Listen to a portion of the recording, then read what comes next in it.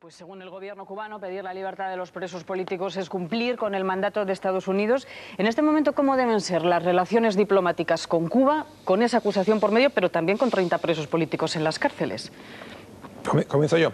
La cuestión de Cuba, volviendo a la pregunta, es, yo creo que aquí nadie, ninguno de nosotros, ningún partido político en España está en contra de que se respeten los derechos humanos, se respeten las libertades y Cuba evolucione hacia un régimen democrático lo antes posible. En eso yo creo que hay un acuerdo entre todos. Creo que hay un desacuerdo en qué se puede hacer ahora para intentar que los derechos humanos mejoren ahora mismo. ¿Y qué se puede hacer según el PSOE? Es evidente que hay presos políticos, lo hemos dicho en una resolución del Congreso hace poco por unanimidad, se ha votado en el Parlamento Europeo también hace poco, hay presos políticos, nosotros lo repudiamos y exigimos a las autoridades cubanas que deje de haber presos políticos. Hay otro debate sobre si se debe cambiar o no la posición común. Y la posición común es una posición europea, adoptada hace 14 o 15 años y que entendemos que no está contribuyendo a que mejore la situación. Y un ejemplo claro del fracaso de la posición común ha sido la muerte de Orlando Zapata. O sea, ha habido un preso político que ha muerto en huelga de hambre con esta posición común. Luego, la posición común tampoco es la panacea para evitar que se produzcan estas tragedias. Y la situación está enrocada. Lo que se plantea es intentar trabajar conjuntamente, buscando un consenso europeo y en el que también deberíamos estar todos los partidos políticos españoles, para que la posición común dé lugar a algo que comprometa al gobierno cubano, algo que haga que el gobierno cubano adopte una actitud más activa para intentar acabar con esta situación. Yo creo que la posición del bloqueo político ha demostrado que no ha contribuido a que mejorase la situación de los derechos humanos en Cuba. Y se trata de intentar contribuir a que la situación mejore.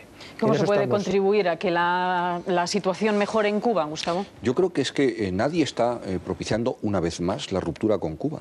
Lo que estamos diciendo es que hay que ser firmes con el régimen castrista.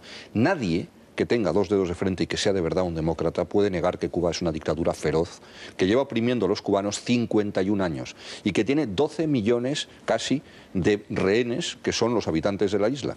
No hay 207 presos políticos como dice el gobierno de España.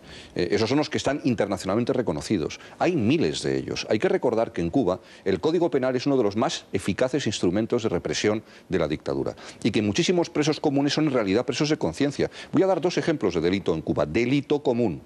Estar en pertenencia, en posesión de una radio de onda corta es delito penado con muchos años de cárcel. Tener una copiadora ciclostil, en fin, de esas del Paleozoico superior, está penado con muchos años de cárcel. Esos son delitos comunes en la isla. Tratar de salir de la isla es un delito común. Y todos estos son claramente presos de conciencia, porque si se tiene una radio de onda corta es para escuchar mensajes que no son propaganda estalinista. En todo caso, no hay por qué renunciar al diálogo firme y exigente, que es lo que ha hecho este gobierno. Y este gobierno dice que ha conseguido ciertas cosas, las liberaciones de algunos presos. Muy bien, y aplaudimos esas liberaciones. Son claramente insuficientes. Lo que ha propiciado este gobierno es la sucesión en la dictadura, no la transición a la democracia. Y 4 o 5 reformas absolutamente ridículas, que no merecen bajo ningún concepto el que se pueda denominar eso una transición a la democracia, que si los cubanos pueden cambiar de olla express, es que casi es de broma, que si pueden cambiar la nevera para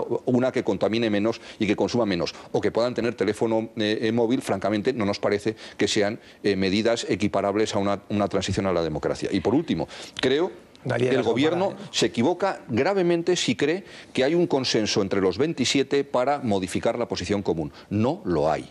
Y se puso de manifiesto en la anterior presidencia sueca. Suecia no está de acuerdo con la posición de España. No lo está en absoluto. Y lo manifestó así una directora general del Ministerio de Asuntos Exteriores de Suecia. Y otros grandes importantes países de la Unión Europea tampoco. Y me parece que lo que tiene que hacer el gobierno socialista es apoyar sin ambajes a aquellos que son oposición pacífica y democrática dentro de la isla y que apoyan proyectos como el proyecto Varela, que es una transición pacífica a la democracia en la isla. Jordi, ¿ha cambiado algo en Cuba con la sucesión de Raúl Castro?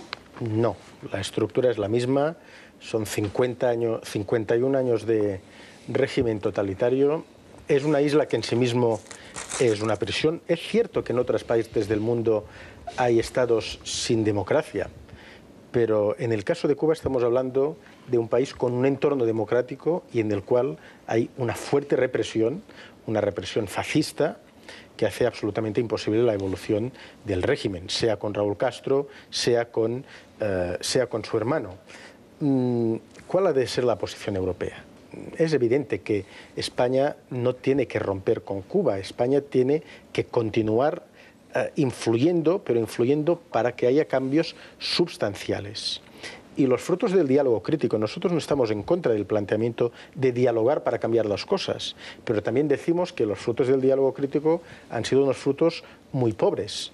También apoyamos y aplaudimos las posibilidades que se han producido, los buenos oficios que han permitido la liberación de algunos presos políticos. Pero en este diálogo crítico tenemos que poner en las dos balanzas lo que ha conseguido España con los buenos oficios diplomáticos, la falta de un discurso coherente de derechos humanos que presida este diálogo crítico y lo mucho que el gobierno cubano ha tomado el pelo a la diplomacia española y que intenta tomar el pelo al conjunto de la Unión Europea con la variación de la posición común. Nosotros no estamos por el embargo norteamericano, que tiene mucho que ver con la lógica interna de Estados Unidos. Nosotros creemos que más que el embargo, lo importante sería que desembarcara libertad, inversión, prensa, información, etcétera, etcétera. Pero realmente la situación de Cuba es una situación fascista, una situación preocupante y una situación en la cual toda la Unión Europea tiene que tener una posición que por Suecia, por Alemania y por otros países, estoy convencido que no va a cambiar durante este semestre. Pues Aitor, ¿qué piensa? ¿Cuál tiene que ser la posición con Cuba? A mí me da la sensación de que se está pensando más en la Cuba post-Fidel, creyendo que, bueno, una vez que muera Fidel, aquí esto puede haber cambios, se va a mover, puede que haya otro escenario. Y yo creo que los hechos lo que están anunciando es que probablemente no sea así. Es que probablemente la muerte de Fidel no vaya a suponer en un futuro pues verdaderamente posibilidades de apertura en el régimen, ¿no? Yo creo que es verdad que las cosas hay que decirlas como son, es un régimen totalitario, es así, hay presos políticos. La solución no es que esos presos políticos, me parece bien la labor que se haga en cuanto que algunos de ellos puedan venir como refugiados a España y que puedan vivir en España. Pero esa no es la solución, evidentemente. La solución es que desaparezcan los presos políticos en la isla. Y yo creo que sí que hay que mostrar firmeza y denuncia ante hechos como la muerte de un preso en huelga de hambre, que costó un poquito.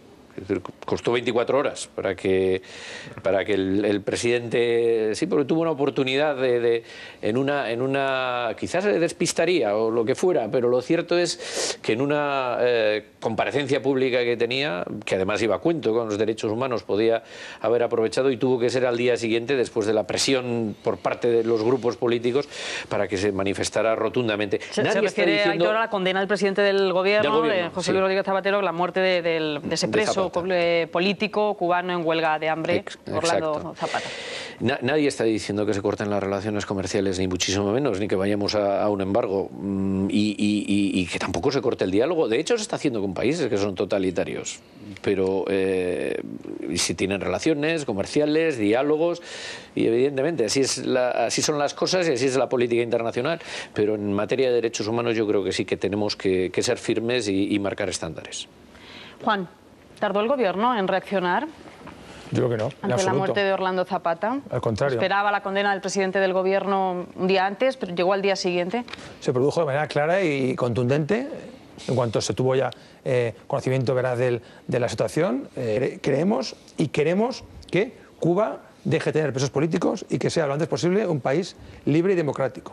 Pero para ello creemos que hay propuestas o hay políticas que no contribuyen a ello, que el bloqueo político y el aislamiento no ha producido cambios. Y entendemos que intentar cambiar los mecanismos que hay para que los propios cubanos, el propio gobierno cubano se comprometa más, porque ahora no lo hace en absoluto, en la defensa de los derechos humanos en su territorio, será bueno para los cubanos, será bueno para su futura transición y será bueno para las libertades y para lo que todos defendemos, que es que haya libertad y hay otro preso político cubano que está en huelga de hambre en estos momentos, ya en una situación bastante delicada, Guillermo Fariñas. Veremos qué ocurre. Con Cuba y Venezuela hemos consumido todo nuestro tiempo, no nos da tiempo ya para introducir más temas. Muchas gracias por habernos visitado esta semana.